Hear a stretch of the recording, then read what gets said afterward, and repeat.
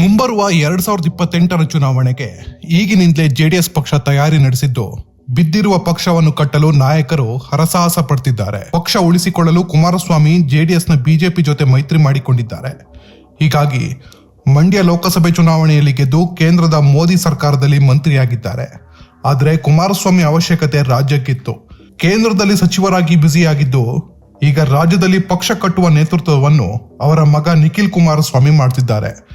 ಈಗಾಗಲೇ ಚುನಾವಣೆಗಾಗಿ ಪಕ್ಷ ಕಟ್ಟಲು ರಾಜ್ಯ ಪ್ರವಾಸ ಮಾಡ್ತಿದ್ದಾರೆ.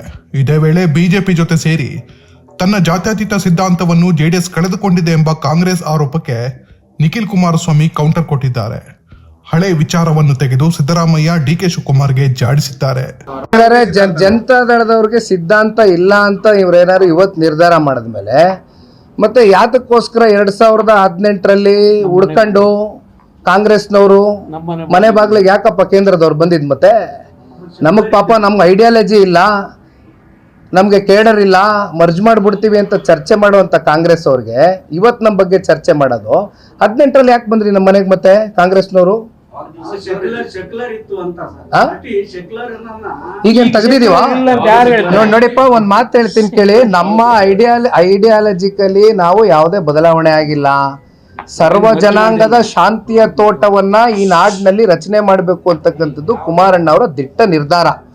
ಹಾಗಾಗಿ ಇಲ್ಲಿ ನಾವು ಬಿಜೆಪಿ ಜೊತೆ ಕೈ ಜೋಡಿಸಿದ್ವಿ ಅನ್ನೋ ಮಾತ್ರಕ್ಕೆ ನಮ್ಮ ಸೆಕ್ಯುಲರಿಸಮ್ನ ನಾವು ಬದಿಗಿಟ್ಟಿದ್ದೀವಿ, ಮೂಲೆ ಗುಂಪು ಮಾಡಿದೀವಿ ಅಂತಕ್ಕಂಥ ಪ್ರಶ್ನೆ ಅಲ್ಲ.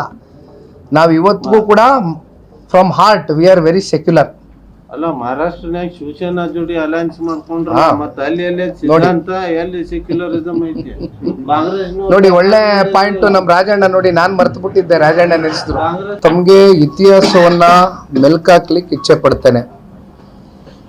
ಜನತಾದಳ ಪಕ್ಷದಲ್ಲಿ ಇಲ್ಲಿಯವರೆಗೂ 50ಕ್ಕೂ ಹೆಚ್ಚು ಜನ ಈ ಪಕ್ಷದಲ್ಲಿ ಗುರುತಿಸ್ಕೊಂಡು ಶಾಸಕರಾಗಿ ಬೆಳೆದು ರಾಜಕೀಯವಾಗಿ ಇವತ್ತು ಬಹಳ ಒಳ್ಳೆ ಪ್ರಶ್ನೆ ಕೇಳಿದ್ರಿ ನೀವು. ಇವತ್ತು ಈ ರಾಜ್ಯ ಸರ್ಕಾರದಲ್ಲಿ 9 ಜನ ಮಂತ್ರಿಗಳು ಮುಖ್ಯಮಂತ್ರಿಗಳ ಆದಿಯಾಗಿ 30% ಸಚಿವ ಸಂಪುಟದಲ್ಲಿ ಇರ್ತಕ್ಕಂಥವ್ರು ಇದೇ ಜನತಾದಳ ಪಕ್ಷದ ಪ್ರಾಡಕ್ಟ್ಗಳೇ.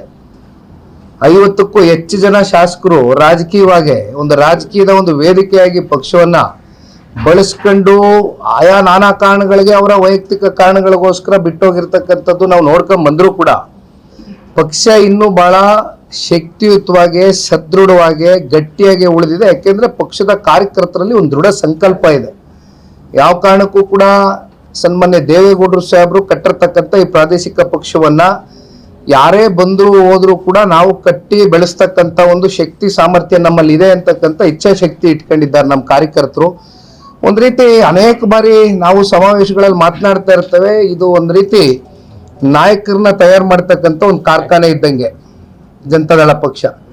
ಎಷ್ಟೋ ಜನ ಬಂದಿದ್ದಾರೆ, ಹೋಗಿದ್ದಾರೆ. ಆದ್ರೂ 25 ವರ್ಷ ಸುವರ್ಣ ಬೆಳ್ಳಿ ಮಹೋತ್ಸವ ಆಚರಣೆ ಮಾಡಿದೀವಿ ಅಂದ್ರೆ ಈ ಪಕ್ಷದ ಮೂಲಕ ಸನ್ಮಾನ್ಯ ದೇವೇಗೌಡರು ಸಾಹೇಬರು, ಸನ್ಮಾನ್ಯ ಕುಮಾರಣ್ಣ ಅವರು ನಮ್ಮ ದೇಶಕ್ಕೆ ಮತ್ತೆ ನಮ್ಮ ರಾಜ್ಯಕ್ಕೆ ಕೊಟ್ಟಿರ್ತಕ್ಕಂಥ ಕೊಡುಗೆಗಳು ಬಹುಶಃ ಇವೆಲ್ಲವೂ ಕೂಡ ರಾಜ್ಯದ ಜನತೆ ನಾವು ಇವತ್ತು ಕೂಡ ಜನತಾದಳ ಪಕ್ಷ ಪ್ರಬಲವಾಗಿ ಉಳ್ಕೊಳ್ಳಿಕ್ಕೆ ಇದು ಕಾರಣ ಅಂತಕ್ಕಂಥದ್ದು ನಾ ಗಟ್ಟಿಯಾಗಿ ನಂಬಿದ್ದೆ. ವೈಯಕ್ತಿಕ ಕಾರಣ ಅಂತೆ ಅಲ್ಲಿ ಯಾರೋ ಹೋದವ್ರು ಎಲ್ಲರೂ ಹೇಳ್ತಾರೆ ನಮ್ಗೆ ಸಿಗಬೇಕಾದ ಗೌರವ ಸಿಕ್ಕಿಲ್ಲ, ಬರೀ ಪಾರ್ಟಿ ಅಂದ್ರೆ ಅಪ್ಪ ಮಕ್ಕಳು ಮಾತ್ರ ನಡೆಸಿದ್ರು, ನಮ್ಗೆ ಯಾವ್ದು ಅಧಿಕಾರ ಕೊಟ್ಟಿಲ್ಲ, ಎಷ್ಟು ದಿನ ನಾವು ಅಲ್ಲಿ ಆತರ ಇರ್ಬೇಕು ಅನ್ನೋ ಒಂದು ಆರೋಪದಿಂದ ನಾವು ಹೊರಗೆ ಬಂದ್ವಿ. ಹೊರಗೆ ಬಂದ್ಮೇಲೆ ನಮ್ಗೆ ಸ್ಥಾನ ಸಿಕ್ತು. ಹೊರಗೆ ಪ್ರಸ್ತುತ ರಾಜಕಾರಣದ ವಿಚಾರವಾಗಿ ಚರ್ಚೆ ಮಾಡೋದಾದ್ರೆ ಇವತ್ತಿನ ಈ ಸರ್ಕಾರದಲ್ಲಿ ರಾಜ್ಯದ ಮುಖ್ಯಮಂತ್ರಿಗಳಾಗಿರ್ತಕ್ಕಂಥವ್ರು ಸನ್ಮಾನ್ಯ ದೇವೇಗೌಡರು ಸಾಹೇಬ್ರನ್ನವ್ರನ್ನ ಉಪಮುಖ್ಯಮಂತ್ರಿ ಮಾಡದೆ ಹೋಗಿದ್ರೆ ಬಹುಶಃ ಇವತ್ತವರು ಮುಖ್ಯಮಂತ್ರಿಗಳಾಗ್ತಾ ಇದ್ರೆ ಏನೋ ಅಂತಕ್ಕಂಥದ್ದು ಪ್ರಶ್ನೆ ಮಾಡಬೇಕಾಗ್ತದೆ.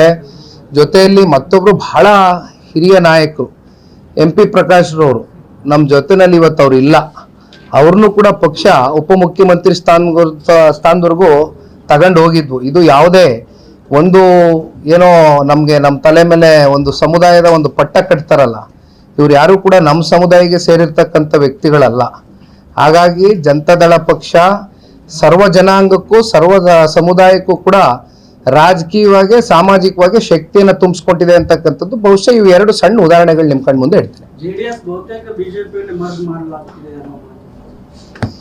ನೋಡಿ ಅಣ್ಣ, ಒಂದು ಮಾತು ಹೇಳ್ತೇನೆ.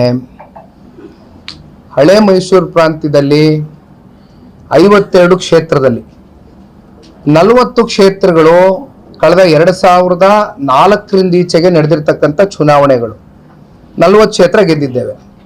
ಇನ್ನ ಕಲ್ಯಾಣ ಕರ್ನಾಟಕದಲ್ಲಿ 40 ವಿಧಾನಸಭಾ ಕ್ಷೇತ್ರದಲ್ಲಿ 12ರಿಂದ 13 ಕ್ಷೇತ್ರ ಗೆದ್ಕೊಂಡ್ ಬಂದಿದ್ದೇವೆ.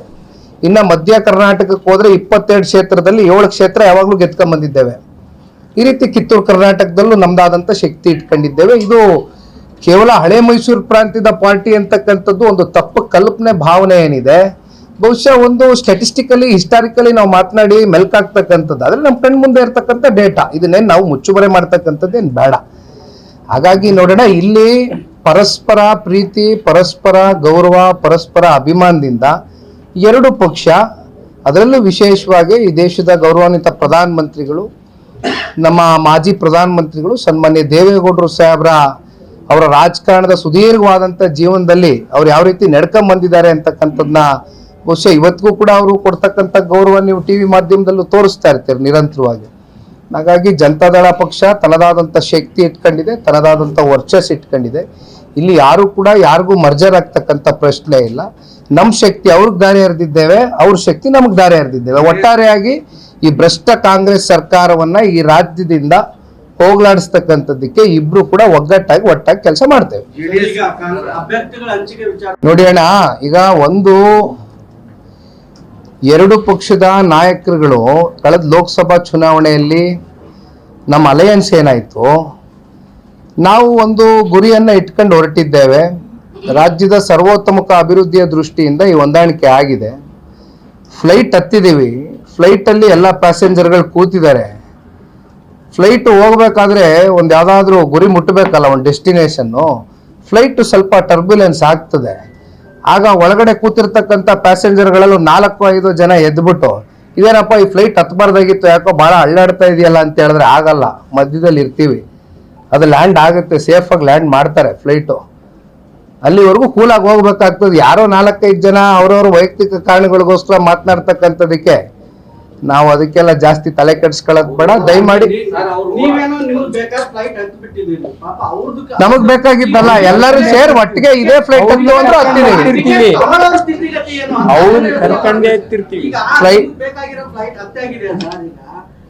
ಟಿಕೆಟ್ ತಗೊಂಡವ್ರ ಸ್ಥಿತಿನೂ ನೋಡ್ಬೇಕಲ್ಲ, ಅಡ್ವಾನ್ಸ್ ಬುಕಿಂಗ್ ಮಾಡಿದ್ರೆ. ನೋಡಿ ಅಣ್ಣ, ಇಲ್ಲಿ ಎಷ್ಟೇ ಇದನ್ನ ಚರ್ಚೆ ಮಾಡಿದ್ರು, ಮಾಧ್ಯಮದ ಮುಂದೆ ಆಗ್ಲಿ ಅಥವಾ ಸಾರ್ವಜನಿಕವಾಗಲಿ ಇದನ್ನ ಚರ್ಚೆ ಮಾಡಿ ಇದು ಯಾವುದೇ ಕೂಡ ನಮಗೆ ಫಲ ಕೊಡ್ತಕ್ಕಂಥದ್ದು ಆಗೋದಿಲ್ಲ. ನಾವು ನೀವು ಎಷ್ಟೇ ಚರ್ಚೆ ಮಾಡ್ಬೋದು, ಅಥವಾ ಇನ್ಯಾರೋ ಬಂದು ಮಾಧ್ಯಮದ ಮುಂದೆ ನಿಂತ್ಕೊಂಡು ನಾನಾ ರೀತಿ ಚರ್ಚೆಗಳು, ಅವ್ರವ್ರ ಅಭಿಪ್ರಾಯಗಳು, ವಾಕ್ ಸ್ವಾತಂತ್ರ್ಯ ಇದೆ, freedom of speech, freedom of thought, freedom of ಎಲ್ಲ ಇದೆ, ಡೆಮಾಕ್ರಸಿಲಿ ಇದೀವಿ ನಾವು, ಏನು ಬೇಕಾದ್ರೂ ಚರ್ಚೆ ಮಾಡ್ಬೋದು. ಬಟ್ ಅಂತಿಮ ಈ ಒಂದು ಅಲಯನ್ಸು ಆಗಿರ್ತಕ್ಕಂಥದ್ದು ಮೇಲ್ಮಟ್ಟದಲ್ಲಿ, ಬೇರೆ ರಾಜ್ಯಗಳಲ್ಲಿ ಆಗಿದ್ದಾವಲ್ಲ, ಮೇಲ್ಮಟ್ಟದಲ್ಲಿ ಅಲಯನ್ಸ್ ಆಗಿದೆ. ಜೊತೆಯಲ್ಲಿ ಪೂರಕವಾಗಿ ಕಾರ್ಯಕರ್ತರ ಒಂದು ಹೊಂದಾಣಿಕೆನೂ ಕೂಡ ಬಹಳ ಗಟ್ಟಿಯಾಗಿ ಆಗಿರೋದ್ರಿಂದಾನೇ ಲೋಕಸಭೆಯಲ್ಲಿ 19 ಜನ NDA ಸಂಸದರನ್ನ ಗೆಲ್ಸ್ಕೊಟ್ಟಿದ್ದಾರೆ. ಇದು ಕಾರ್ಯಕರ್ತರ ಶ್ರಮ ಇದೆ, ಎರಡು ಪಕ್ಷದ ಕಾರ್ಯಕರ್ತರ ಶ್ರಮ ಇದೆ. It is A natural alliance, ಇದರಲ್ಲಿ ಯಾವುದೇ ಅನುಮಾನ ಬೇಡ. ನಾನು ಗ್ರೌಂಡ್ ಲೆವೆಲ್ ಅಲ್ಲಿ ಮಾತನಾಡೋದಾದ್ರೆ ಸಣ್ಣ ಪುಟ್ಟ ಇರ್ತವೆ ವೈಮನಸ್ಸುಗಳು, ಯಾಕಿರೋದಿಲ್ಲ, ಆಗ್ತಾವ, ಅದೆಲ್ಲ ಸರಿಪಡಿಸ್ತಾರೆ. ಕೇಂದ್ರದ ನಾಯಕರು ಯಾಕಿದ್ದಾರೆ, ಮತ್ತೆ ನಮ್ಮ ವರಿಷ್ಠರು ಯಾಕಿದ್ದಾರೆ, ಕೂತ್ ಸರಿಪಡಿಸ್ತಾರೆ. ಬನ್ನಿ, ತಲೆ ಕೆಡಿಸ್ಕೊಳ್ಳೋದು ಬೇಡ. ಕೇಂದ್ರ ಸರ್ಕಾರದ ಮೊನ್ನೆ ಬಜೆಟ್ ಅಲ್ಲಿ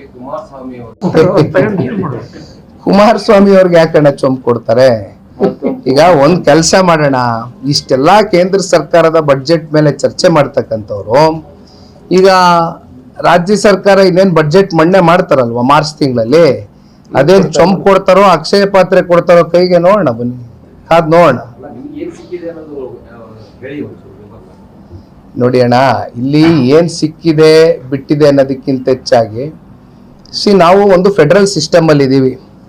ಯಾವುದೇ ಫೈನಾನ್ಸ್ ವಿಚಾರವಾಗಿ ಯಾವ್ಯಾವ ರಾಜ್ಯಗಳಿಗೆ ಎಷ್ಟೆಷ್ಟು ಹಣ ಹಂಚಿಕೆ ಆಗ್ಬೇಕು ಅಂತಕ್ಕಂಥ ನಿರ್ಧಾರ ಮಾಡ್ತಕ್ಕಂಥದ್ದು ಆಯಾ ರಾಜ್ಯದ ಒಂದು ಆರ್ಥಿಕ ಪರಿಸ್ಥಿತಿ ಸ್ಥಿತಿಗತಿಗಳ ಮೇಲೆ. ಆ ನಿಟ್ಟಿನಲ್ಲಿ ಕರ್ನಾಟಕ ರಾಜ್ಯಕ್ಕೆ ಇವತ್ತು ರೈಲ್ವೆ ವಿಚಾರವಾಗಿ ನಿಮ್ಗೆ ಏನಾಗಿಲ್ಲ, ಹೈದರಾಬಾದ್ ಟು ಬೆಂಗಳೂರು ಕನೆಕ್ಟಿವಿಟಿ ಕೊಡ್ತಾ ಇದ್ದಾರೆ, ಒಳ್ಳೆ ರೈಲ್ವೆ ಕಾರಿಡಾರ್ಸ್ ಕೊಡ್ತಾ ಇದ್ದಾರೆ, ನಮ್ಗೆ ಚೆನ್ನೈ ಟು ಬ್ಯಾಂಗ್ಳೂರು ಕನೆಕ್ಟಿವಿಟಿ ಕೊಡ್ತಾ ಇದ್ದಾರೆ. ಎಲೆಕ್ಟ್ರಿಕ್ ಬಸ್ಸಸ್ ಅದು ಕುಮಾರಣ್ಣ ಅವರು ಇಲಾಖೆಯಲ್ಲಿ ಕೊಟ್ಟರು ಬಿಡಿ, ಅದು ಬೇರೆ ಪ್ರಶ್ನೆ. ಕುಮಾರಣ್ಣ ಅವ್ರ ಖಾತೆಗೆ ಯಾಕೆ ಏನು ಕೊಟ್ಟಿಲ್ಲ? ಒಳ್ಳೆ ಕಥೆ ಆಯ್ತಲ್ಲ. ಕುಮಾರಣ್ಣ ಅವ್ರಿಗೆ 2 ಬಹಳ ಪ್ರಮುಖವಾದಂತ ಖಾತೆಗಳು ಕೊಟ್ಟಿದ್ದಾರೆ. ಕೆಲಸ ಮಾಡ್ತಾರೆ ನೋಡಿ. ಇಲ್ಲಿ ಒಂದ್ 2-3 ವಿಚಾರ ಇದೆ. ಈಗ ಭದ್ರಾವತಿ ಸ್ಟೀಲ್ ಪ್ಲಾಂಟ್ ಆ ಕಾರ್ಖಾನೆ ಇವತ್ತು ಮಹಾರಾಜರ ಸ್ಥಾಪನೆ ಮಾಡಿರ್ತಕ್ಕಂಥದ್ದು. ಸ್ವಾಮಿ ವಿವೇಕಾನಂದ ಅವರ ಪಾತ್ರನೂ ಕೂಡ ಹೆಚ್ಚಾಗಿದೆ. ಅಂತ ಒಂದು ಇತಿಹಾಸ ಉಳ್ಳ ಕಾರ್ಖಾನೆಗೆ ಒಂದು ಮರುಜೀವ ಕೊಡಬೇಕು ಅಂತಕ್ಕಂಥದ್ದು ಕುಮಾರಣ್ಣ ಅವರು ನಿರ್ಧಾರ ಮಾಡಿದ್ದಾರೆ. ಈಗ ಯಾವ ರೀತಿ ವೈಜಾಗ್ ಸ್ಟೀಲ್ ಪ್ಲಾಂಟ್ಗೆ 11,340 ಕೋಟಿ ರೂಪಾಯಿ ಅಷ್ಟು ಹಣಕಾಸಿನ ಸಚಿವರು ನಿರ್ಮಲಾ ಸೀತಾರಾಮನ್ ರವರು ಕೊಟ್ಟರು, ಅದೇ ರೀತಿ ಇವತ್ತು ಕರ್ನಾಟಕ ಕೂಡ ತಗೊಂಡು ಬಂದು ಇಂಥ ಕಾರ್ಖಾನೆಗಳನ್ನ ಮತ್ತೆ ಮರುಜೀವ ಕೊಡ್ತಕ್ಕಂಥದ್ದು ಕುಮಾರಣ್ಣ ಅವರು ಈಗಾಗಲೇ ದಿಟ್ಟ ಹೆಜ್ಜೆ ಇಟ್ಟಿದ್ದಾರೆ. ಶಾಸಕರು ವಿದೇಶಕ್ಕೆ ಪ್ರಯಾಣ ಬಯಸ್ತಾ ಇದ್ದಾರೆ. ಈಗ ಒಂದ್ ಕಡೆ ರಾಜ್ಯ ಸ್ವರ್ಗೋಗಿದೆ. ಕಾರಣ ಅದೇನೋ 1000 ದಿನದ ಒಂದು ಸಂಭ್ರಮಾಚರಣೆ, ಸರ್ಕಾರ 1000 ದಿನ ಆಯ್ತು ಆಡಳಿತಕ್ಕೆ ಬಂದು ಅಂತ ಸಂಭ್ರಮಾಚರಣೆ ಮಾಡ್ತಾರೆ. 2013 ಮತ್ತೆ 18 ಸೇರಿ ಈಗ ಈ 3 ವರ್ಷನೂ ಸೇರ್ಕೊಂಡ್ರೆ 7,64,000 ಕೋಟಿಯಷ್ಟು ಇವತ್ತು ನಮ್ಮ ರಾಜ್ಯ ಸಾಲದಲ್ಲಿದೆ. ಅಂದ್ರೆ ಇಂದಿನ ರಾಜ್ಯದ ಮುಖ್ಯಮಂತ್ರಿಗಳ ಆಡಳಿತದಲ್ಲಿ ಈಗ ಪ್ರೆಸೆಂಟ್ ಕಂಡೀಷನ್ ಮಾತಾಡೋದಾದ್ರೆ ಪ್ರತಿ ವರ್ಷವೂ ಕೂಡ 1 ಲಕ್ಷ ಕೋಟಿ ಸಾಲ ಆಗಿದೆ. ಪ್ರತಿ ವರ್ಷ 1 ಲಕ್ಷ ಕೋಟಿ ಅಂದ್ರೆ ತಿಂಗಳಿಗೆ 8,500 ಕೋಟಿ ಆಯ್ತು. ದಿವಸಕ್ಕೆ 300 ಕೋಟಿ ರೂಪಾಯಿ ಸಾಲ. ಇಂಥ ಒಂದು ಕಂಡೀಷನ್ ನಲ್ಲಿ ಕೇಂದ್ರದ ನಾಯಕರ ಜೊತೆ ಹೋಗಿ ಕೂತು ಈ ರಾಜ್ಯದ ಸಮಗ್ರ ಅಭಿವೃದ್ಧಿ ದೃಷ್ಟಿಯಿಂದ ಹೋಗಿ ಕೂರ್ತಾ ಇದ್ದಾರಾ?